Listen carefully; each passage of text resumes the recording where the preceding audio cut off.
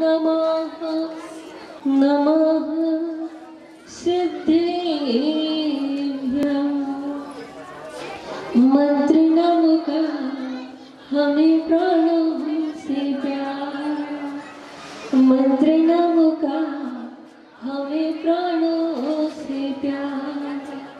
ये है वो जहां हो, ये है वो जहाज जिसमें लाखों को तारा। मंत्र नाम का हमें प्राणों से प्यार। नमो अरिहंतन नमो सिद्धाय नमो। प्रवेश करते हैं तो एक ही स्थान पर बैठकर हम अनेक तीर्थों की वंदना इस नमोकार मंत्र के माध्यम से कर सकते हैं। इस नमोकार मंत्र के माध्यम से असंख्यात पाप कर्मों को क्षय करने के लिए आचार्य श्री वीरसेन स्वामी ने जय धवला में कहा। अभी तक हम लोग सुनते थे, लेकिन जब हम लोगों ने धवला का स्वाध्याय किया और उसमें हमने गाथा पढ़ी, अरहंत नमोकार भावेणे जो करति पयड मदी सो सब दुख मोखम पावती अचरेण कालेण। जो नमोकार मंत्र का भाव सहित स्मरण करता है, पाठ करता है, जाप करता है, उसके अनंत दुख क्षय को प्राप्त होते हैं। और वास्तव में जो नमोकार मंत्र को भाव सहित एक अक्षर का भी स्मरण करता है, एक अक्षर यानी कि ओम, एक अक्षर का नमोकार मंत्र का भाव सहित स्मरण करता है, तो 7 सागर तक बांधे जाने वाले पाप कर्म क्षय को प्राप्त होते हैं। और भाव सहित यदि नमोकार मंत्र का एक पद का, सिर्फ एक पद का स्मरण करते हैं तो 50 सागर तक के बांधे जाने वाले पाप कर्म क्षय को प्राप्त होते हैं।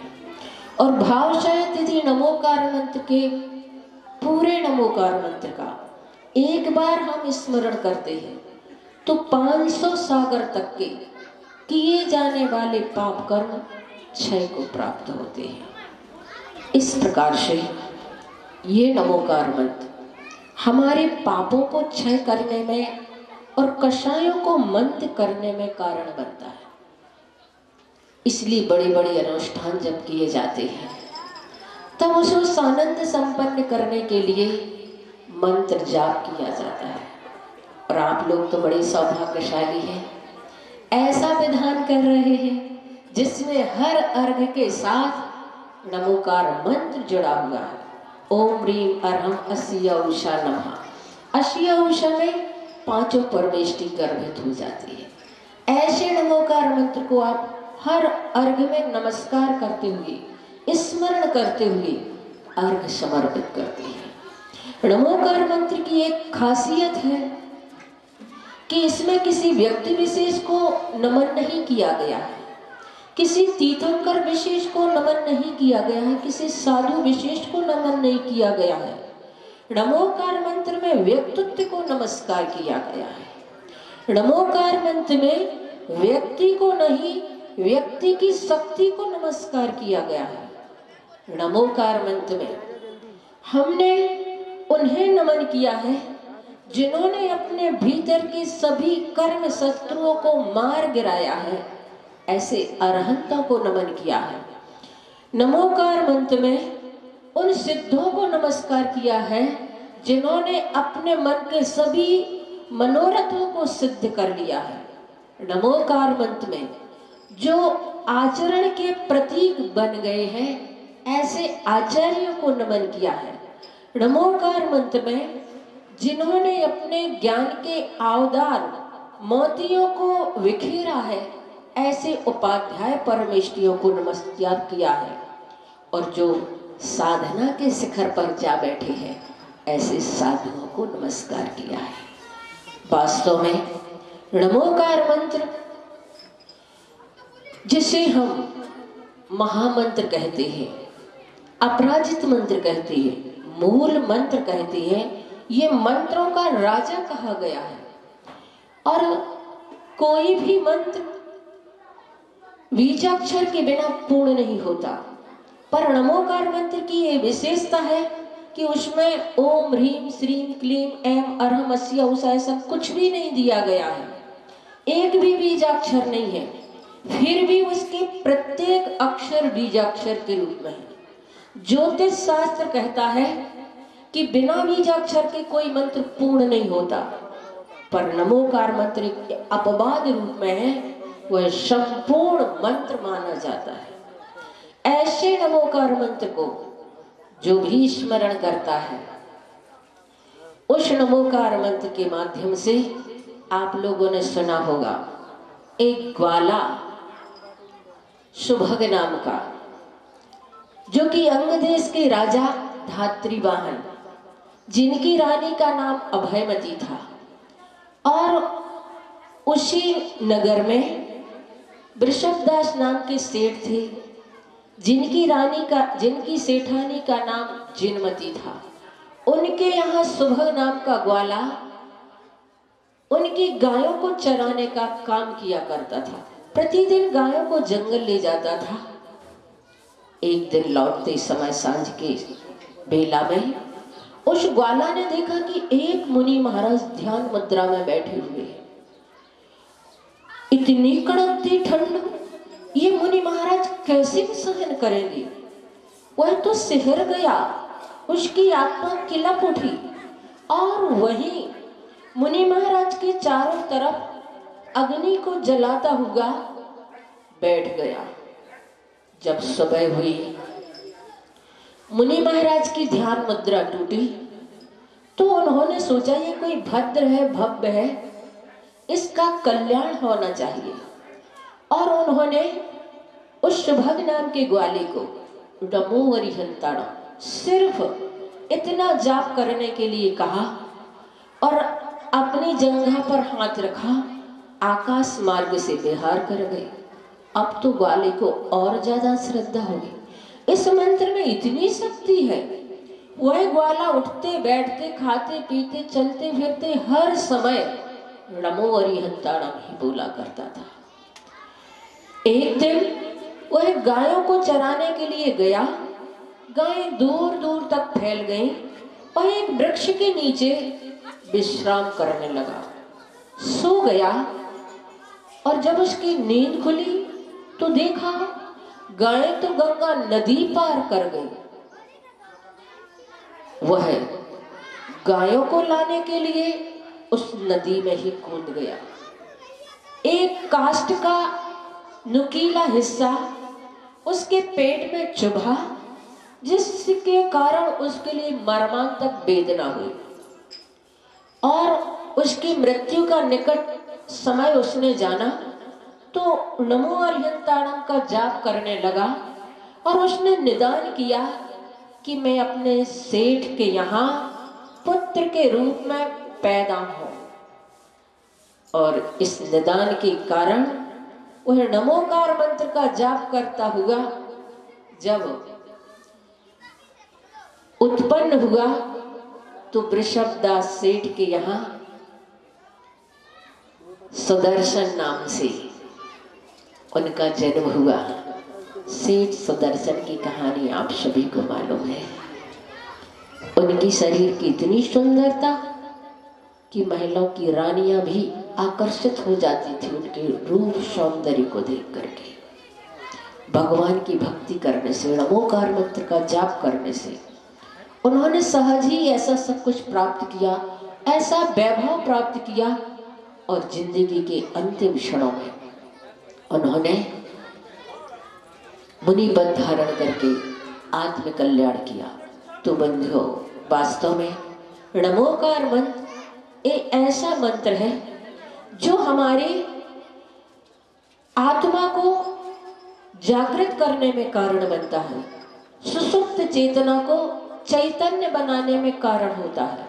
नमोकार मंत्र का वैज्ञानिकों ने भी प्रयोग किया और जानना चाहा कि इसका क्या फल इसका हमें क्या महत्व देखने को मिलता है? मैंने पढ़ा ग्वालियर में 1 करोड़ मंत्र का जाप रखा गया, ये जानने के लिए कि इसमें क्या विशेषता होती है। और नमोकार मंत्र का जाप रखा गया, 2 गमले रखे गए, उसमें 2 पौधे रोपे गए। एक पौधे में सामान्य जल सिंचित किया जाता था एक गमले में, दूसरे गमले में नमोकार मंत्र से मंत्रित जल का सिंचन किया जाता था। 1 सप्ताह के बाद देखा कि जिसमें सामान्य जल सिंचित किया जाता था उस गमले का पौधा अपनी सामान्य स्थिति से बढ़ रहा था, और जिस गमले में नमोकार मंत्र से सिंचित जल को छेपण किया जाता था वह अपनी स्पीड से कई गुना बढ़ रहा था। तब पता चला कि वास्तव में नमोकार मंत्र का प्रभाव सिर्फ प्राणियों पर ही नहीं, प्रकृति पर भी इस प्रकार से पड़ता है। और नमोकार मंत्र के बारे में कहा जाता है, जो घर में बैठकर नमोकार मंत्र का जाप करते हैं उन्हें 1 गुना फल मिलता है, जो वन में नमोकार मंत्र का जाप करते हैं उन्हें 100 गुना फल मिलता है, जो बगीचे में या सघन वन में बैठ करके नमोकार मंत्र का जाप करते हैं उन्हें 1000 गुना फल मिलता है, और जो पर्वत के ऊपर बैठ करके नमोकार मंत्र का जाप करते हैं उन्हें 10,000 गुना फल मिलता है, और जो नदी किनारे बैठ करके नमोकार मंत्र का जाप करते हैं उन्हें 1,00,000 गुना फल मिलता है, और जिनेंद्र परमात्मा के सम्मुख बैठकर जो जाप करते हैं उन्हें अनंत गुने फल की प्राप्ति होती है। इस प्रकार से मैंने जिन सरस्वती मुनिश्री प्रशांत सागर महाराज द्वारा रचित उसमें पढ़ा और लगा कि वास्तव में हम जैसे द्रव्य क्षेत्र काल भाव को देखते हैं वैसे वैसे हमारे परिणामों में भी विशुद्धि बढ़ती चली जाती है, जिसके कारण से उनके फल भी अपने आप बढ़ते चले जाते हैं। समय अपना हो रहा है, मैं आप लोगों को सिर्फ एक उदाहरण दे करके अपने बात को पूरा करूंगी कि जैनेन्द्र जी बहुत बड़े विद्वान हुए हैं, साहित्यकार हुए हैं।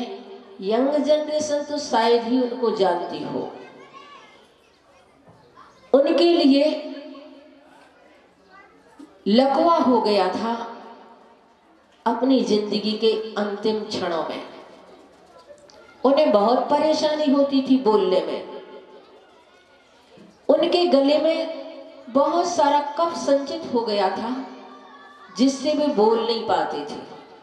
कोई देखने के लिए आता था तो उन्हें पहचान लेते थे, और इतना ही नहीं उनकी आंखों से आंसू भी निकल जाते थे, जिससे लगता था कि उन्होंने अपने संवेदना भी व्यक्त कर दी।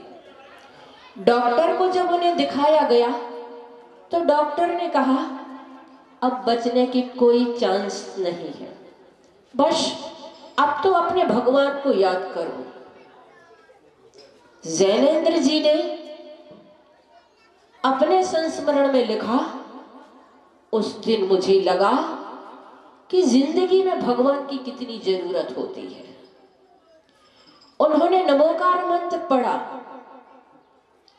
और उस नमोकार मंत्र को पढ़ते पढ़ते आध घंटे तक रोते रहे और नमोकार मंत्र पढ़ते रहे, रोते रहे और नमोकार मंत्र पढ़ते रहे।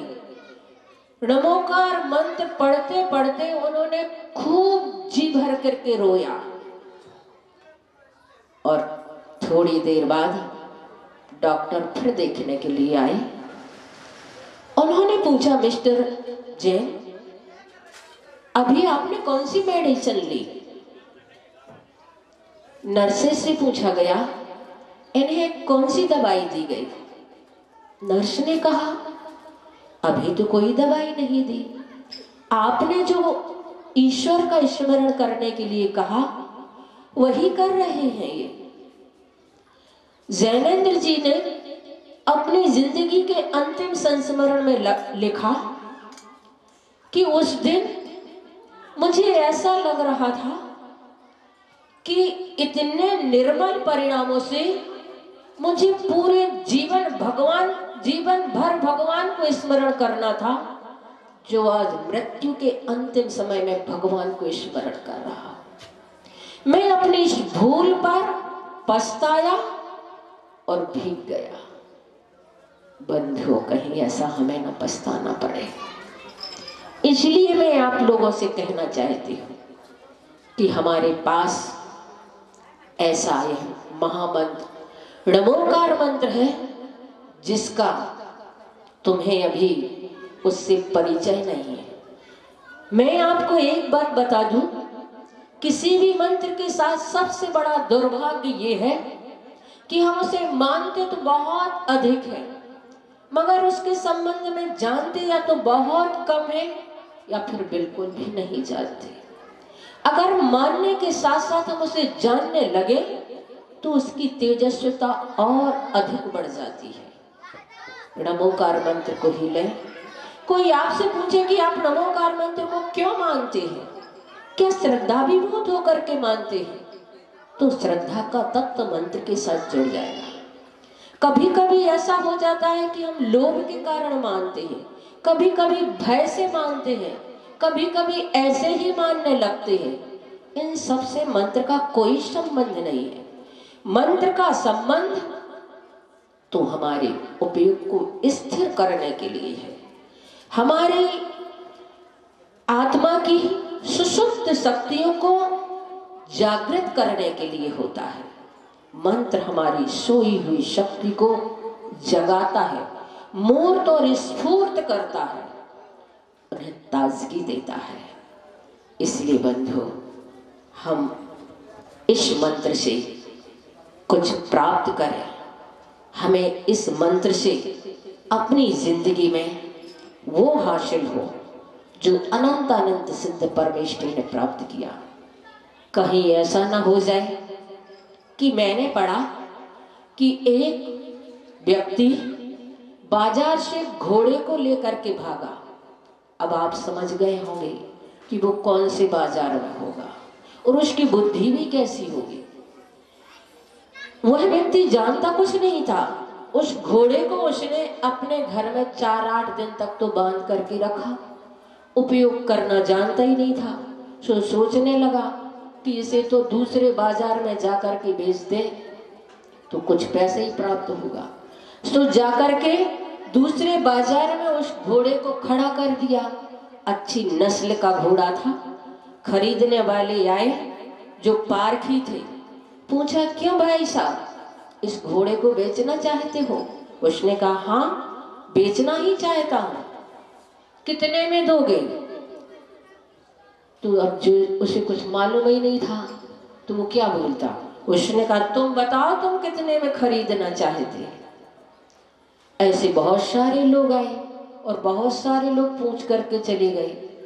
एक व्यक्ति पास में खड़ा खड़ा भाप गया कि ये व्यक्ति है ना, ये बेचने वाला नहीं है, ये इसके बारे में कुछ समझता ही नहीं है, ये तो कहीं से कारस्तानी करके ले आया। वह आया और उसने कहा, क्यों, घोड़े को बेचना चाहते हो? उसने कहा, हाँ, बेचने के लिए तो लाया हो। तो उसने कहा, कितने में बेचोगे? उसने कहा, तुम बताओ कितने में खरीदोगे? उसने कहा, मैं 5,000 दूंगा। वो तो सोचने लगा, अरे मैं तो सोच रहा था 1,500 में बिकेगा, ये तो 5,000 देने के लिए तैयार है। खरीदार ने कहा, मैं एक शर्त पर खरीदूंगा, पहले इस घोड़े को चला करके घुमा करके देखूंगा। घोड़े की पहचान तो घुमा करके ही होती है, खड़े होकर के तो होती नहीं है। इसे पहले हम दौड़ाएंगे, घुमाएंगे। उसने कहा, ठीक है, ये रहा घोड़ा, ले जाओ। उसने फुर्ती से उसने कहा कि मैं ये जो चप्पलें पहने हूं, इसे थोड़ी देर के लिए तुम पहन लो, और ये चिलम है, पियो जब तक मैं लौट करके आता हूं। और फुर्ती से घोड़े पर बैठा, एड़ लगाई और घोड़ा तो हवा से बातें करने लगा। वो बैठा है कि अब आएगा, लौट करके अब आएगा। प्रतीक्षा करते करते शाम हो गई। बाजार के लोग तो लौटने लगे। उन्होंने पूछा, क्यों भैया, कुछ बेचने के लिए लाए थे? तो कहने लगा, हाउ। उन्होंने पूछा, बिक गया?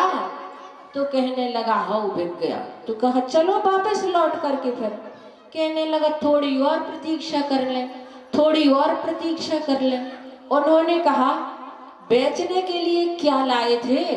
तो उसने कहा, घोड़ा लाए थे। तो बिक गया? बोले, हाँ बिक गया। पूछा, कितने में बिका? तो कहने लगे, जितने में लाए थे उतने में बिक गया। समझ गए क्या? उसने पूछा, मुनाफा क्या हुआ? तो कहने लगा, जे पहन रहे हैं चप्पलें और जा पी रहे हैं चला, मुनाफा बस इतना ही हुआ।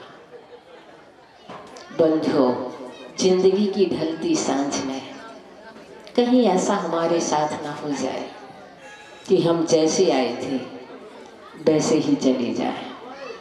इसलिए हम अपने जीवन में ऐसे महामंत्रों को, अपराजित मंत्र को स्मरण करें ताकि वास्तव में हम अपने लक्ष्य को प्राप्त करके सिद्धत्व को प्राप्त कर सकें। इसी भावना के साथ दो पंक्तियों के माध्यम से अपनी बात को पूरी करेंगे। गुरु आज्ञा मम पंथ हो, गुरु आज्ञा निर्ग्रंथ, गुरु आज्ञा को नमन हो, गुरु आज्ञा पर। अहिंसा परमो धर्म की, महावीर भगवान की, संत